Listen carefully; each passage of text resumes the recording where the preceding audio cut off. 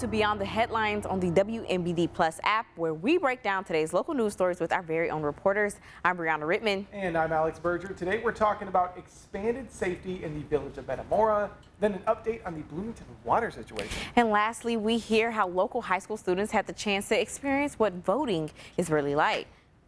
Now, our first local story of the day, a big upgrade is coming to Metamora.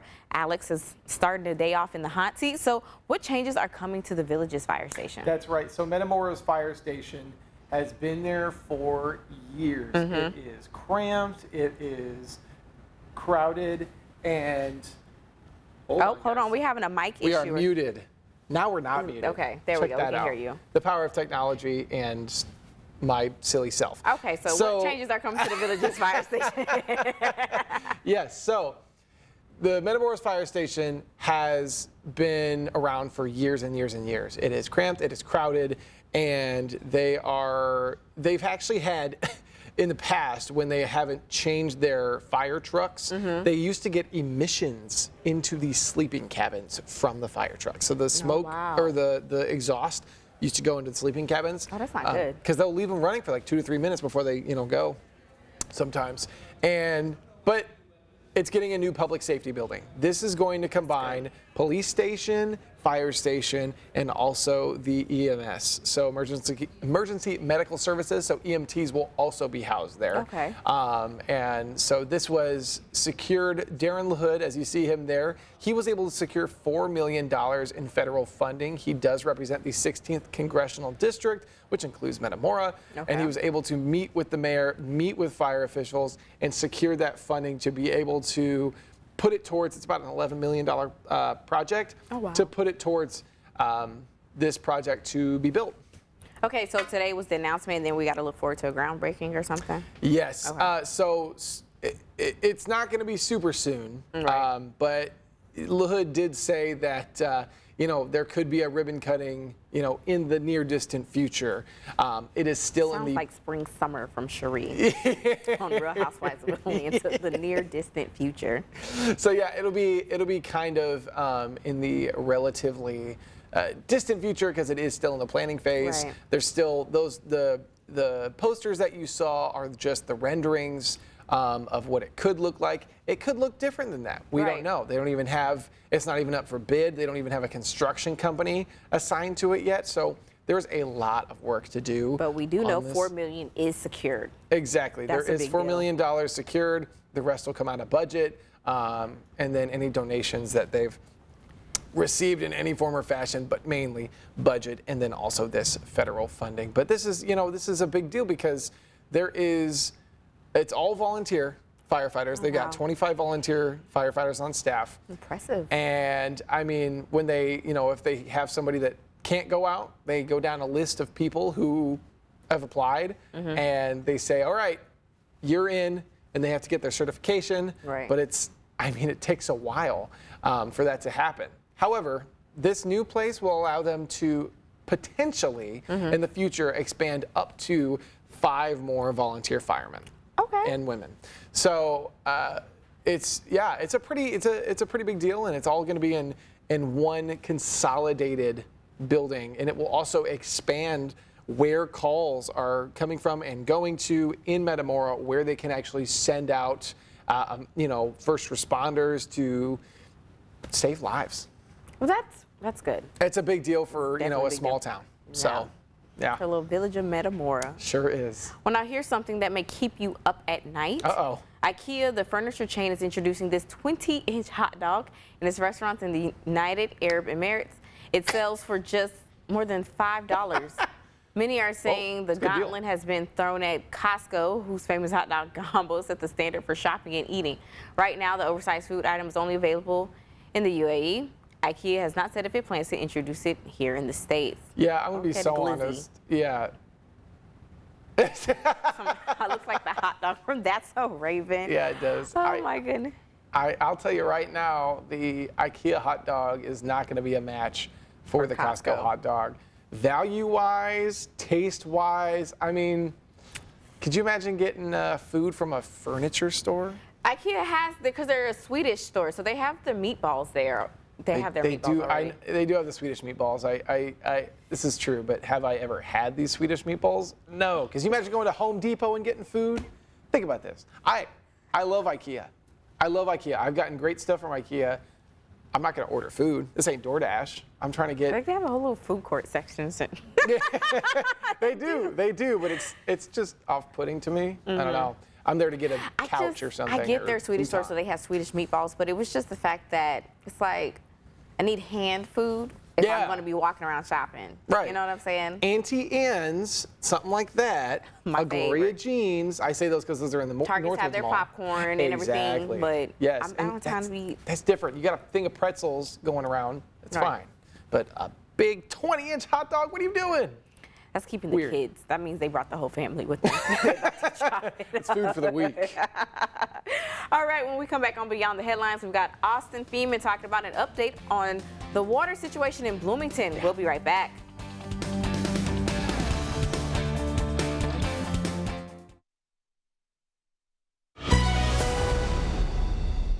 Welcome back to Beyond the Headlines. Our next story of the day, the city of Bloomington is experiencing a severe drought, and city officials are urging the community to conserve water through a proclamation. That's right. WMED's Austin Feeman joins us now live from our Bloomington Bureau to tell us more about the drought and what people can do to conserve water. So, Austin, what is the proclamation and why was one made? Yeah, thank you, Alex. Thank you, Brianna. So Thursday, City Manager Jeff Jurgens sent out a proclamation because the lakes fell below the 10-foot combined threshold. Now, saying that might be a little bit confusing, but breaking it down, basically what it means is that both of the lakes, Lake Bloomington and Lake Evergreen, they have a combined. They dropped. They lost water. The water line has dropped, and what it means by combined is that both of those dropped numbers. I think Bloomington was about 7 feet and Lake Evergreen was about 3 feet. They combined together, according to city code. When it drops below 10 feet of the combined threshold, a proclamation is sent out, and which basically says that urges citizens to conserve water in any way that they can. Now, the proclamation has ways that you can conserve water. A lot of them don't apply as of right now because it is in the middle of winter. A lot of them are about, watering your lawn and fountains and water parks and pools and whatnot. This drought, it really isn't nothing new. It's been going on for the past few months, and last month the city asked the community to kind of cut back and conserve water, to cut back about a 5% usage. Now they're asking citizens to go to a 10% usage, continuing those water saving efforts just as a little bit more with more people. Wow. Okay, we were just talking about, because Alex has covered this a few times, so I'm like, first they didn't have clean water. Austin and I kind of switched off the duty on the, at first it was a clean issue. Yeah. And then now we got it clean, we got it taken care of, but now we're about to run into a shortage, or, the supply is going down. So how can we conserve water, whether now in the winter or in the spring, summer seasons come up?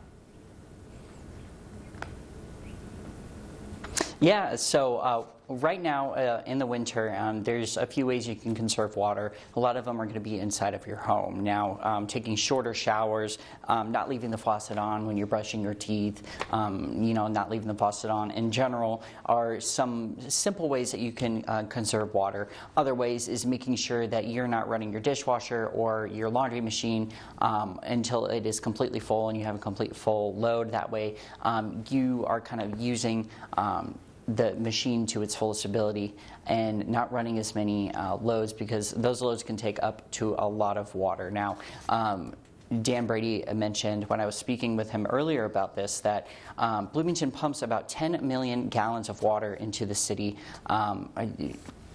And that's a lot of water. The lake it keeps going down and keeps going down, but there is ways that you can conserve it. And like I mentioned, in the spring or the summer, when the pools are opening back up, the splash pads, and you're watering your lawn, you're doing your gardening, the proclamation has certain codes on what you can and can't do. I know one of them off the top of my head was some even house numbers water their homes on Tuesdays and Saturdays, I think it was, and then odd house numbers water their lawns on Thursdays and Sundays. I think it was off the top of my head, but they're also urging restaurants to even contribute. Many restaurants will have water on the tables for their guests already waiting, but they're asking people to, excuse me, they're asking people to not have water out on the tables unless the customer requests it. That way they're not just dumping out that water that, has sat on that table for the hour that the people were there and then just gets dumped out.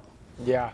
Wow. How about that? Well, I hope something gets figured out soon. Right. So thanks, Austin. Appreciate it, as always. Well, let's go ahead and check this out. So this Sunday, you'll see a familiar face at some point during the big game. It's not mine. It's or mine.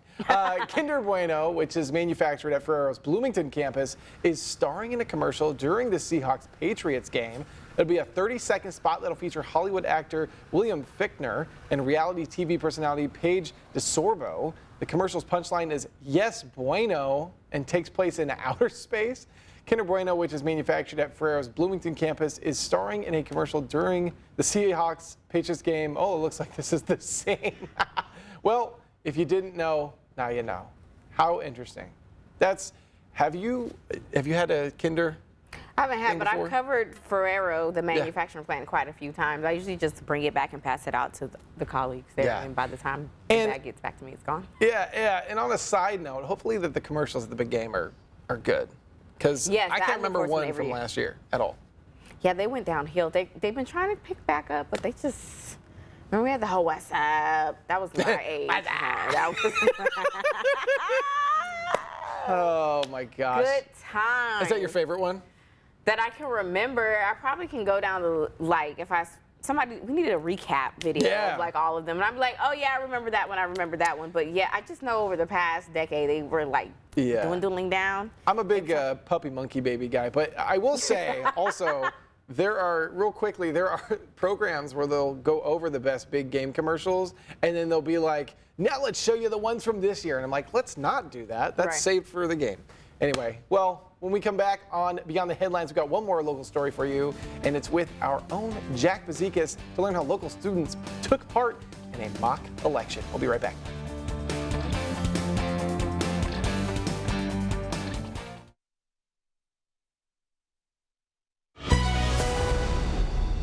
Welcome back. Our last local story of the day, juniors and seniors at Dunlap High School got a first-hand look at the voting process this morning during a mock election. WMAD News' Jack Bazikas joins us now. So, Jack, how's this work?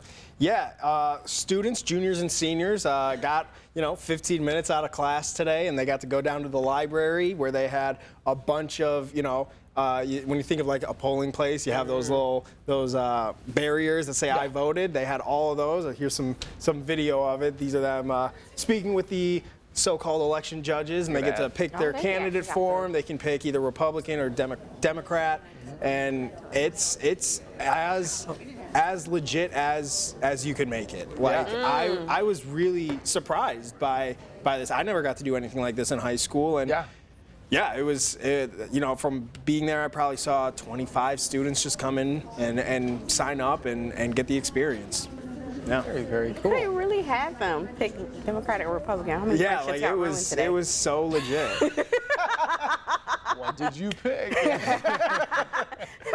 In class, we had something like that when I was in high school. Oh, yeah? Not a mock election, but we did have to talk about, because it was an election year, so like in your civics class? Yeah, it was actually our English class because we had to write a paper about. But that's why I made the joke, like how many friendships got ruined that day. Because then you're like, you what? Right. Well, I think they kept it private. Just Everyone like just wrote their own name. Yeah. Now, why did they do a mock election today? Yeah. So the reason is just to let these students kind of get familiar with the voting process, with how everything works, and I was speaking with the civics teacher.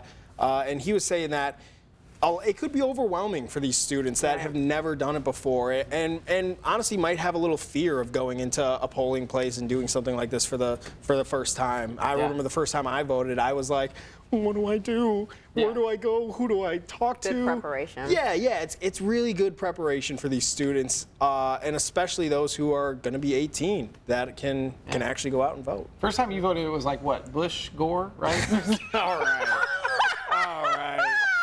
right. I'm Were like, you even born? I'm like, no. Yeah, I was, but I was like 2. Hey, I'm like, sometimes early voting starts. How old are you? Huh? 23. I'm 3 years older than him, and he's making old jokes. Who's this unk over here? Oh, So wow. the question now is, I'm sorry. So how many Don't do students? that. You said that you saw like 25. Yes. How many students? And they had to go through an actual registration process. They right? didn't have to. Okay. They pretended like they were registering, but for the ones that are going to be 18 Sure. by the time of the next election, they actually had the option to go and actually get registered. Oh, love that, yeah. Yeah, it was great. And I was speaking with their civics teacher, and he was saying that roughly 50 or so at that time had been registered. that's good. So I'm sure even more have been registered. And I mean, what a great way to engage young people Right. in politics liberty, yeah. and your civic liberty, to go out and register. It makes it so Yeah. less daunting. Yeah, doing much it so. at your school With too, teachers like that you've been with for some time, they can walk you so through that process. it was a really cool process. I wish I could have done something like Yeah. that in high school, and I hope more high schools do stuff like that. We did this in grade school, actually, because I didn't understand politics at all. It was first grade, and people were talking about Obama versus McCain. And I was like, I didn't your understand first it at all. grade? Yeah. First grade? So you should have heard the. So when I mentioned my thing in high school, oh my gosh, that was what we were talking about. Anyway, my bad. I'll be 33 next month. I was like, wait, was that wait? Oh. I'll be 33 Trying next to month. think. Let me see. That was what, 2008, right? I would have been 8. Yeah, I was 8 in or high school. That was 9. my sophomore year. Shout out to Mr. Larry Varn. He's actually like a dean of students at a school in Chicago Hey. now. Made his way from South Carolina, like me, and now we're both in Illinois. So, but How yeah. about that? Well, sorry to you both for aging you both. Sorry. Well, now to some iconic pieces of rock history that actually go under the hammer next month in New York. Kurt Cobain's guitar, a 1969 Fender Mustang from Smells Like Teen Spirit, Nirvana's big album, is expected to fetch up to $5 million at auction. Wow. There's a treasure trove of instruments and musical memorabilia, including a collection of Beatles guitars and Ringo Starr's drum kit. At the heart of the auction are handwritten lyrics for the Beatles classic Hey Jude, written by Paul McCartney, along with guitars played by John Lennon, McCartney himself, and George Harrison. Now that's an auction I can get behind. That's Yeah. awesome. Could I afford that? No. No, Okay. right. That's one of those auctions. I'm like, if you have it and you can afford it, then cool. Because like sometimes we have it where they're like auctioning off a banana taped to the wall and things like that. You know, some auctions I'm like, okay, really? Because Yeah. you're just that bored with your money. Please send it That's cool. my way. But that's cool. That's worth the really, money. really cool. You like how Man. the guy ate the banana after too? He ate it. Oh, yeah. I've seen Yeah, this. he took it off the wall and ate it. Yeah. Good for him. Had to be the best tasting Good for banana him. ever. I would hope so. As much as he spent on To it. do that in spite of like the artists who like did it and just be like, good for him. I'm gonna eat this banana. I'm gonna Do you eat think- this banana. How ripe do you think it was? Do you think it was? I don't know. I think it's been sitting there a minute. Yeah. Well. Yeah. Anyway. Y'all have a great weekend. Yes. Thank you for joining us for today's Beyond the Headlines. You can find all these stories and more over on our website, ciproud.com. For breaking news and weather updates 24/7, log on to ciproud.com and download the free CI Proud to Go mobile app.